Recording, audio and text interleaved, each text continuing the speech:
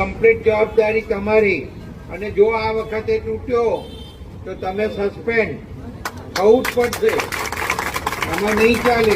જો ભાઈ તમારે આ રોડ બનાવવાનો છે, 1600 મીટરનો સીસી રોડ છે અને 1600 મીટરનો ડામર રોડ છે.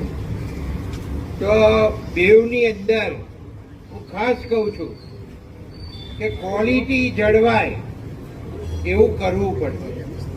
અને અમારા બધા લોકો વખતો વખત એનું ધ્યાન રાખશે. અમે તમારી જોડે 5 રૂપિયા કમિશનના માંગતા નથી. એ તમને ખબર જ છે, તમે બહુ કામ કર્યા છે એટલે. અને બીજું, તમારી ગેરંટી પીરિયડ કેટલા વર્ષનો છે? 3 વર્ષનો. હવે આ 3 વર્ષ દરમિયાન આ રોડમાં કશું બી થાય તો તમારે કરવાનું, બરાબર?